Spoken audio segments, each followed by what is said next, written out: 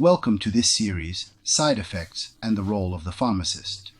Mrs. Dubois, 72 years old, is a patient we've known well for a long time.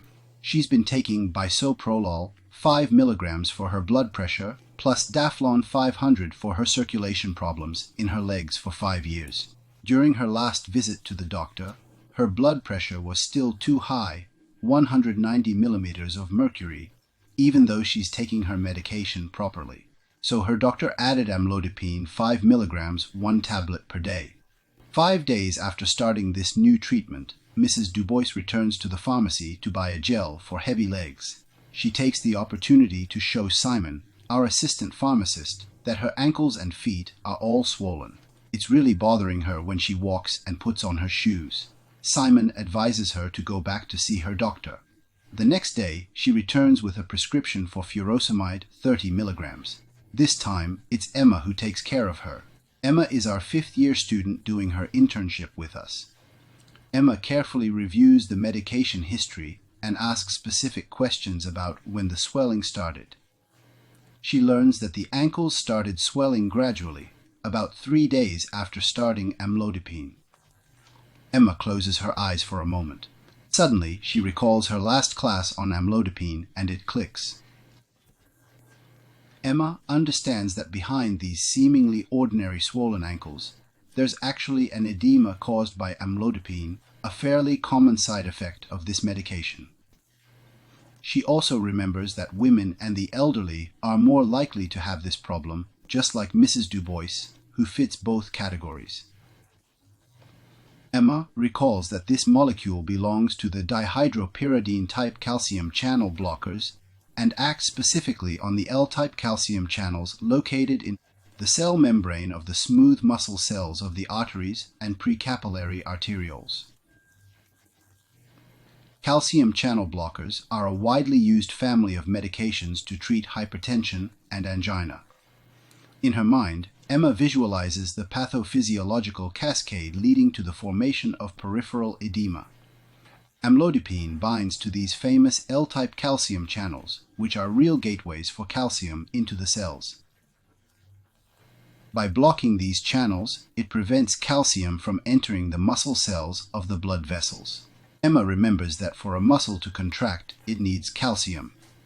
When calcium enters the cell, it binds to a protein, calmodulin, and this triggers a whole cascade of reactions leading to muscle contraction. Without enough calcium, the muscles of the blood vessels can no longer contract properly. As a result, they relax and the vessels dilate. This is exactly how amlodipine lowers blood pressure. By dilating the vessels, it decreases resistance and thus blood pressure. But here's the catch: this dilation doesn't affect all vessels in the same way. It mainly concerns the small arteries before the capillaries that dilate a lot, but not the small veins after. This imbalance creates 2 problems. More pressure in the capillaries. With the arteries dilated, more blood reaches the capillaries, which increases the pressure inside. The fluid leaks into the tissues. Due to this higher pressure, plasma leaks out of the capillaries and accumulates in the surrounding tissues. As a result, fluid accumulates in the tissues, especially in the legs, due to gravity.